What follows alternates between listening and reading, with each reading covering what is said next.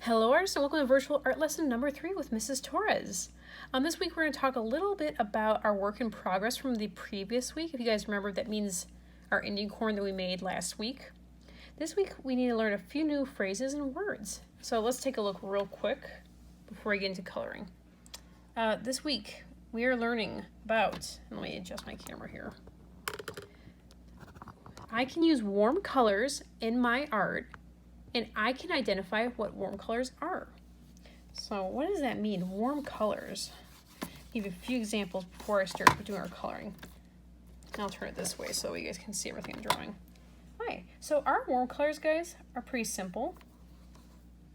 We have yellow, red, and orange.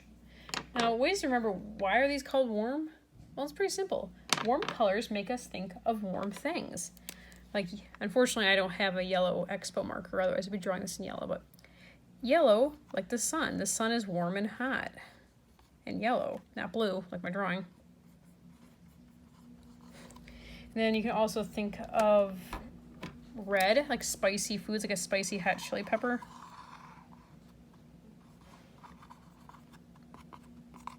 And orange, think of like a campfire.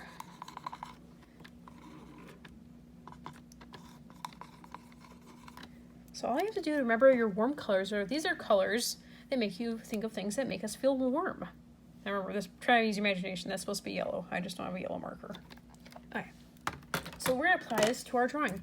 This week, I want you guys to color. We're finishing all of this this week, all the coloring, but we're gonna do the kernels, that's the little circles or seeds, and we're gonna color using warm colors only.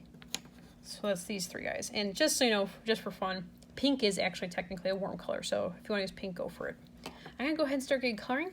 When you're coloring, friends, you do not have to color every single kernel one by one. You can color like little groups and chunks. And you'll see what I'm talking about in a few seconds as I fast forward. Just don't color your corn all one color, guys. We want it to be Indian corn, really colorful. So let's go ahead and start fast forwarding.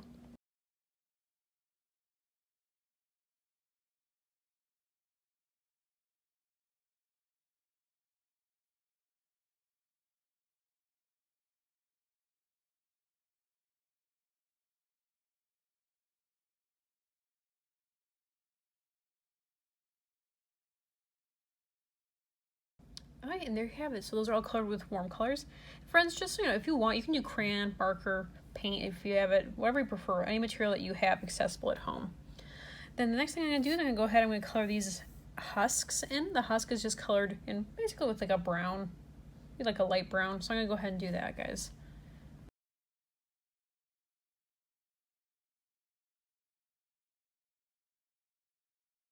Okay, now I see we have this white background and I really don't want to leave that white. So guys, if you remember from our sunflower video, what I want you to do with the background is the same thing. We're going to do a crayon rubbing.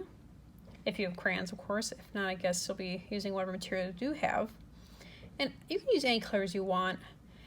I would suggest finding a broken crayon that's unwrapped and just go ahead, like you're pinching fingers, and just fill in your background. It doesn't have to be anything fancy. So I'm going to go ahead and fast forward that part.